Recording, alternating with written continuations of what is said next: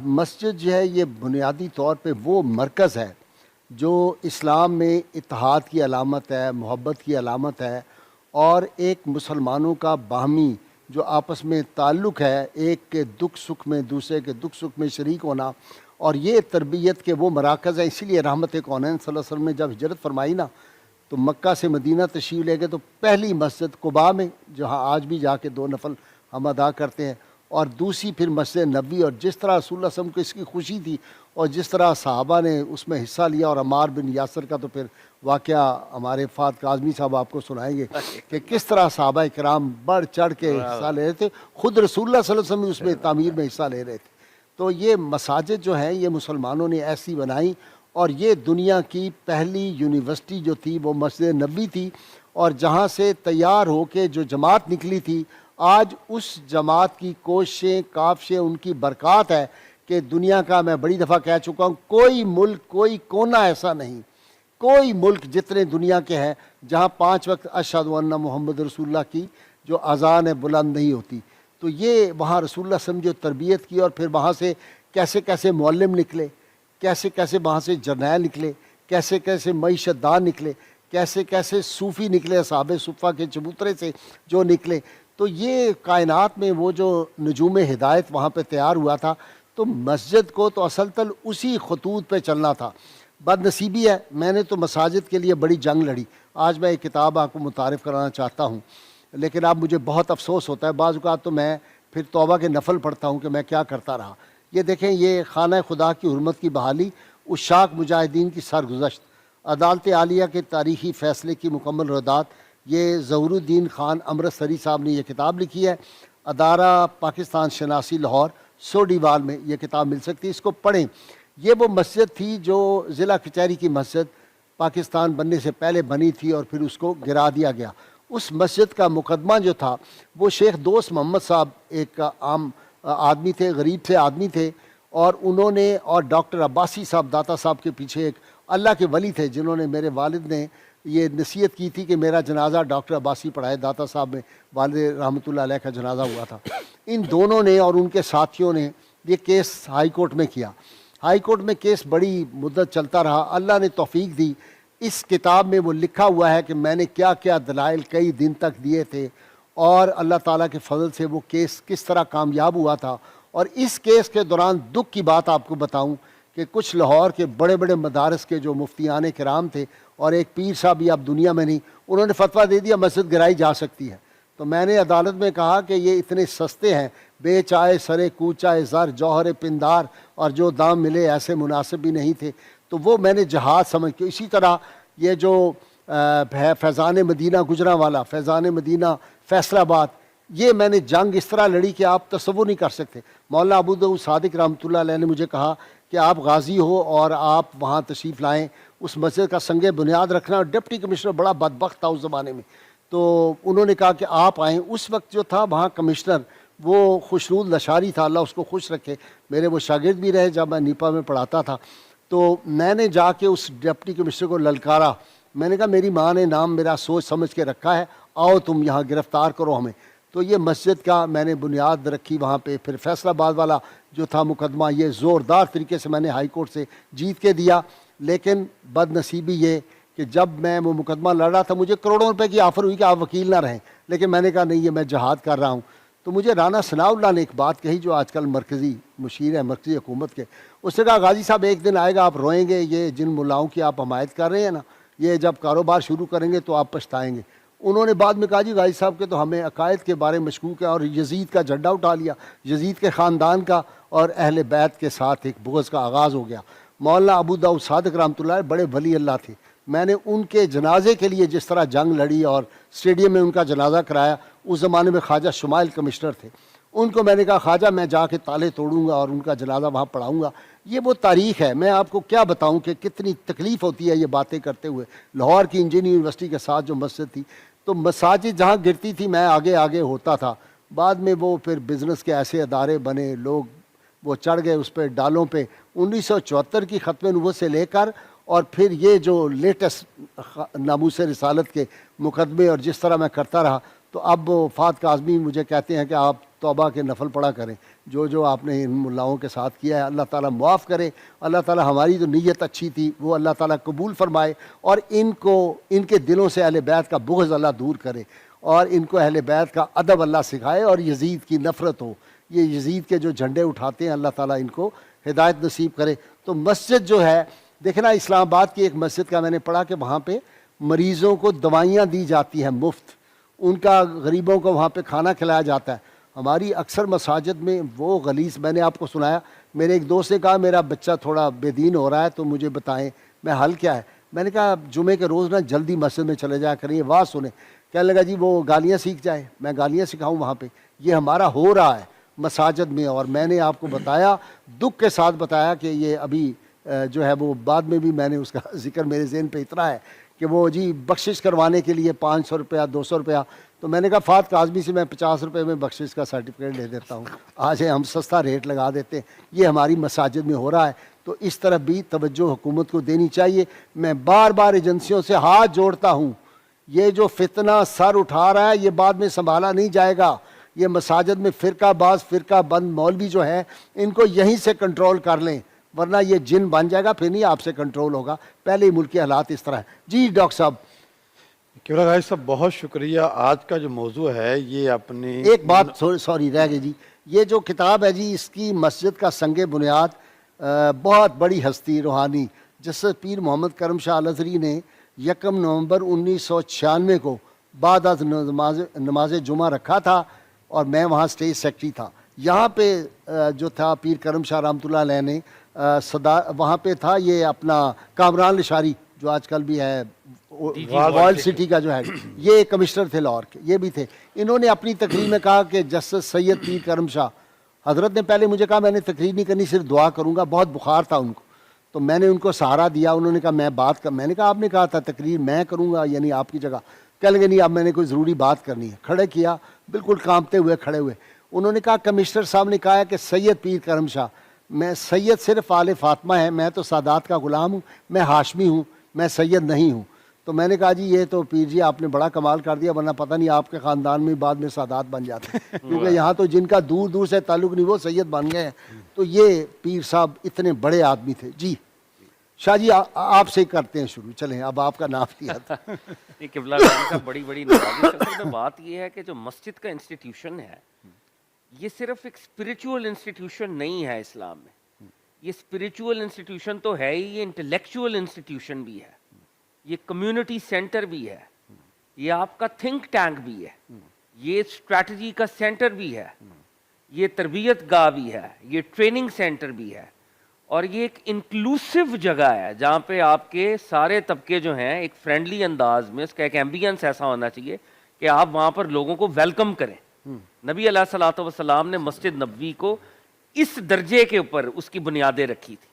وہ نماز بھی وہاں پہ ہو رہی ہے, صلات بھی وہاں پہ ہو رہی ہے, اسپریچول سینٹر بھی وہ ہے, انٹلیکچوئل کانورزیشنز وہاں پہ ہو رہی ہیں, وہاں پہ امپورٹنٹ اسٹریٹجک جو کانورزیشنز ہیں, ڈائیلاگز ہیں, اسٹریٹجیز ہیں, وہ بھی وہاں پہ مشاورت ہو رہے ہیں. نبی علیہ الصلوۃ والسلام نے جو خطوط لکھے, جو لیٹرز لکھے, جو ڈپلومیٹک کورسپونڈنس کی, وہ بھی مسجد نبوی کے تھرو ہوئی. آقا علیہ الصلوۃ والسلام جو اوور آل جنگی حکمت عملی بناتے تھے, خندق کی جیسے حکمت عملی بنائی گئی, وہ بھی مسجد نبوی میں ہوئی. تو مسجد ایک انکلوسیو انسٹیٹیوشن ہے. ہمارا دیگر مذاہب کے ساتھ جو فرق ہے نا, ہمارے انسٹیٹیوشن سیکولر ان نیچر نہیں ہے. یہ بہت اہم بات ہے. ایسا نہیں ہے کہ چرچ میں دین کی بات کروں گا اور پارلیمنٹ میں اسٹیٹ کی بات کروں گا. نہیں, میں مسجد میں دین کی بھی بات کروں گا, مسجد میں دنیا کی بھی بات کروں گا. دین دنیا دونوں ایشوز کو میں سائملٹینیسلی ایڈریس کروں گا. ہماری ساری زندگی جو ہے وہ دین ہے, ہماری ساری زندگی دین, ہمارا کاروبار ہو, ہمارا تعلق ہو, فیملی سے تعلق ہو, احباب سے تعلق ہو, ہمارا سب دین ہی دین ہے. اچھا قبلہ ایک اور چیز بڑی امپورٹنٹ ہے, مسجد سمبل ہے ایکوالٹی کا, مساوات کا. واہ. اور اگر آپ کی مساجد میں آپ ٹالریٹ ہی نہیں کر رہے دوسرے اسکول آف تھاٹ کو, تو ایکوالٹی کی اسپرٹ کو تو آپ نے ختم کر دیا نا. بالکل آپ نے لکھ کے لگا دیا جی یہ اس فرقے کی مسجد ہے, کوئی دوسرا آئے گا تو ہم اس کو برداشت نہیں کریں گے. اور بڑی مساجد جو ہے وہاں آپ نے وہ امام لگا دیے جس سے بڑی امام مسجد کی توہین کوئی نہیں ہو سکتی, اور مسجد کی توہین کوئی نہیں ہو سکتی. انفارچونیٹ ایسا بھی ہو رہا ہے, بالکل ایسا ہو رہا ہے. کہ جو آپ کے وہ سینٹرز ہیں جہاں پہ آپ کو ہائیسٹ انٹلیکٹ کا آدمی چاہیے، ہاں ہاں، جو کہ بلند انٹلیکچوئل سطح کے اور اوپر کردار کا discourse بھی، کرے۔ کردار کا بھی کردار بلند کا ہے۔ بھی آف کورس، کردار کا بھی آف کورس، مطلب آپ کو جیسے بھی ہم بات کر رہے تھے علامہ علاؤالدین صدیقی کی طرح کے لوگ، ہائے ہائے ہائے، ٹھیک ہے نا، ایسے لوگ بھی پہاڑ تھے، علم کے، ایسے علم کے جبل بھی ہوئے ہیں۔ واہ۔ آپ جس دور شاہ میں احمد نورانی، شاہ احمد نورانی صاحب ہیں اپنے درجے پہ، مولانا مودودی صاحب ہیں، یہ وہ اسکالرز ہیں نا، ہم اکراس دا بورڈ بات کر رہے ہیں، بالکل بالکل صحیح، ہم کسی خاص نقطۂ نہیں۔ نظر کی بات نہیں کر رہے، یہ لوگ ہمارے اسلاف ہیں، یہ ہمارا کلیکٹیو ہیریٹیج ہے۔ یہ آج مولا اجمل خان ہوتے تھے ایبٹ روڈ پہ، بے شک وہ عبدالقیم روڈ پہ، کیا خطبہ دیتے تھے وہ، کس طرح دنیا آتی تھی وہاں پہ، ہم نے قبلہ، وہ دور اور دیکھا۔ قبلہ میں سمجھتا ہوں ایک بڑے ادنا سے درجے کے اوپر جماعتی صاحب بھی بیٹھے ہوئے ہیں، مجھے لگتا ہے کہ پروفیسر ڈاکٹر طاہر القادری صاحب کو بھی پاکستان میں آنا چاہیے مساجد کے اندر، کیونکہ ان بالکل کے آپ اندر یہ ٹھیک ہے، کیپیسٹی ہے بالکل ٹھیک آپ کہ وہ دین کا جس لیول کے اوپر کام کر رہے ہیں، وہ مسجد کو بھی ایک ماڈل مسجد، جو کہ وہ آف کورس ہے بھی ان کی، اور اس میں کوئی شک نہیں ہے، بڑا زبردست کام کر رہے ہیں۔ واپس آ جانا چاہیے، اس لیے کہ اب تو گلوبل ولیج بن گیا، بالکل، اب جو کون سا پاکستان کام کو ہے بھی یہاں ایسے نہیں ہو اسکالرز سکتا۔ کی ضرورت ہے۔ تو مساجد میں اگر سیکٹیرینزم ہے تو مساجد کی تو اسپرٹ ختم کر دی نا آپ نے۔ وہ جو ایکوالٹی ہے، وہ ایکوالٹی صرف یہ نہیں ہے کہ اکنامک ایکوالٹی کہ امیر غریب ایک جگہ کھڑے ہیں، وہ تو ہے ہی ہے، محمود و ایاز نے تو کٹھے کھڑا ہونا ہی ہے، میں مختلف نقطہ ہائے نظر کے لوگوں کو بھی میں نے اکٹھا کرنا ہے، ٹالریٹ کرنا ہے۔ کیا آج پاکستان کی مسجد، امت مسلمہ کی آپ مسجد، محمود اور ریاض کو اکٹھا کر رہے ہیں، ہمارے وزیر جو ہیں ان کو ڈاکو بنا رہے ہیں، نہیں، تو ڈاکوؤں کو آپ مسجد میں اکٹھا کر رہے ہیں یاز کے ساتھ، قبلہ غازی صاحب یہ ایک علیحدہ موضوع ہے، میں آپ کی بالکل دل وہ دکھ ہوتا ہے، spirit، بے یہ شک، میں بے دکھ شک، کے ساتھ یہ باتیں، بے شک، اگر ہم نہ کریں گے تو کون کرے گا؟ بے شک، بے شک، اس میں کوئی شک نہیں ہے۔ تو ہائیسٹ انٹلیکچوئلز ہوں مساجد کے اندر، بچے مساجد میں آئیں، دیکھیں بچوں کے لیے مساجد کا انوائرمنٹ فرینڈلی ہونا چاہیے نا، مطلب ایسا نہ ہو کہ ان کو ہر وقت ڈانٹ ڈپٹ ہی ہو رہی ہو، کہ جو مسجد کے اندر خدام ہے، نکالو، مسجد کی بچوں کو انتظامیہ ہے، نکالو، نکال دو، یہ کرو، اور بری طرح سے ان کو ڈانٹ ڈپٹ، تو بچہ تو دین کے اس سمبل سے بچپن میں متنفر ہونا شروع ہو جائے گا، ایسا ہی ہے۔ تو ایسے نہیں ہونا چاہیے۔